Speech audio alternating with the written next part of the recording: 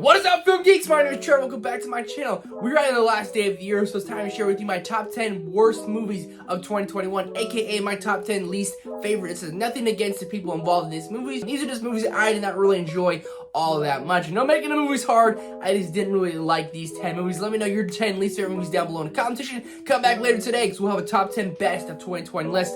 I cannot wait for all of it. Right now, top 10 worst. Let's do this. Starting out right at number 10, a Liam Neeson movie on Netflix, The Ice Road. This one tries so hard to be this intense thrill ride, and it just simply wasn't. You know exactly how this movie's gonna play out from the moment it starts. You can tell who's gonna turn on who and who's gonna end up surviving by the end of the film. And it's just something you've seen time and time again, and it is kind of a complete waste of time because I've seen this movie before. Moving on to number 9, we have a comedy. And either comedies really work or they really don't. And this comedy really did not work for me. It is Bad Trip. And honestly, this came out earlier in the year and I totally forgot I watched it. And I totally forgot it came out this year. But Bad Trip was a bad time watching a movie. Not a big fan of this Bad Trip. Like I said, comedies either work really well or they really don't. This comedy did not work well for me on any level. Moving on to number 8, we have Without Remorse on Amazon Prime with Michael B. Jordan. This just felt like a very poorly done action movie, and Michael B. Jordan didn't even really want to be there. And I'm a big fan of Michael B. Jordan. I think he can give Oscar caliber performances. And with this one, it looked like it was going to be this intense action, but none of it was intense or really all that actiony. It was one of the most boring action movies I have seen, and the Tom Clancy movies can sometimes do that, just kind of really take a long time to get going. And this one just had really weird scenes where Michael B. Jordan literally gets in a car that's burning on fire. Dude, the car's on fire. Like, why are you getting in there? Just certain things like that I couldn't really get behind. Couldn't really get behind the script and just the boring nature of the movie and such a cliche revenge tale we've seen time and time again. Kind of the theme with these movies. It's movies we've seen before that aren't done all that well. Moving on to number 7, Tom and Jerry on HBO Max. And if the characters of Tom and Jerry were in this movie more, I think I would have enjoyed it more. But it focused on all these unbearable human characters that you just could not get behind, you were not really caring about, and Tom and Jerry really take the back seat in their own movie. It's a movie I had on in the background every time I tuned in.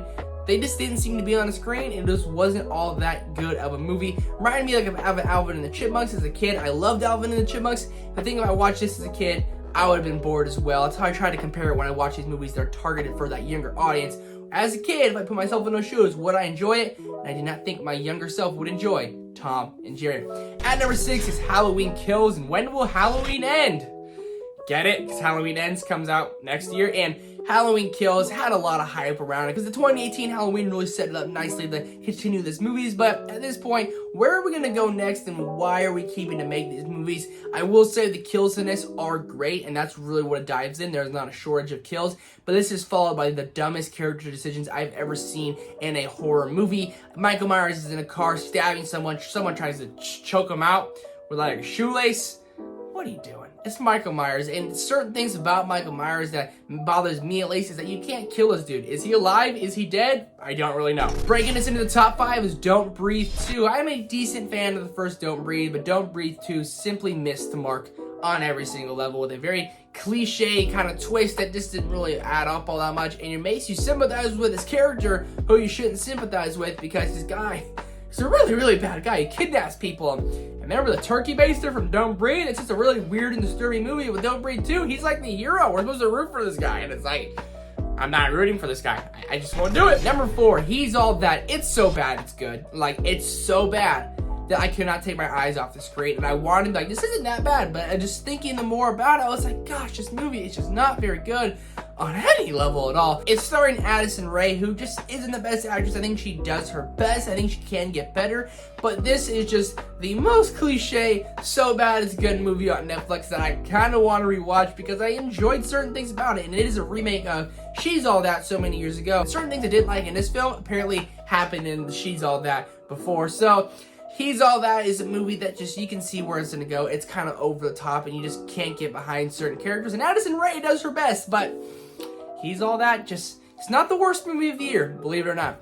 Breaking us into the top 3, we have Cinderella, arguably one of the weirdest musicals I've ever seen. It's interesting, the music sounds good, but I mean, the music just doesn't go with the theme and type of movie this is, and we've seen Cinderella countless times before, and this one just, It just doesn't make sense. If I explain this entire movie to you, it just doesn't sound like a Cinderella movie, and it just has a bunch of modern day pop music and old school rock and roll music in there that just made me just super annoyed throughout the movie. And Cinderella simply just is a musical that shouldn't exist, and it does, and we've seen Cinderella time and time again. It has a good cast and lots of great people in here. Apparently they thought the movie could be different and awesome, and it sure was different, but it was not awesome. At number 2 is going to be another Netflix movie, Night Teeth. This is a very kind of rehash of Collateral, just done with vampires and on a very poor level. It was one of the most boring movies I've seen. And kind of the currents of these movies, they just weren't very engaging. And this movie takes about an hour to really get going as to where we are going to go. And by the time you get there, you're just so bored, you just don't care anymore.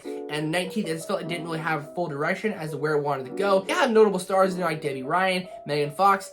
But Night Teeth was one of the most boring vampire movies that I felt could have been a good surprise, and it just literally was the most boring movie. That every antagonist they tried to bring in just didn't seem all that dangerous, and you're like, this guy's not gonna do anything, he looks like a teddy bear. So, Night Teeth is at number 2, but bringing us in number 1, Bruised, Halle Berry's mixed martial arts movie about a lady who's struggling. And she's a fighter, and she goes into the UFC to fight for the belt to make money. She's a struggling fighter, and I can appreciate this at a certain level because I love mixed martial arts, one of my favorite sports to watch, so I can appreciate it at a certain level. The direction in this movie just is poorly done, is poorly shot. When you see movies like Warrior or Rocky or these combat movies, when you watch this and it just literally you can see them miss each other when they're punching and they're acting and they get hit, it just does not hit well. They don't have the proper angles, it's not filmed properly, and its overall story, again, we've seen before that I just cannot get invested in, but some unbearable dialogue and one of my least favorite scripts of the entire year.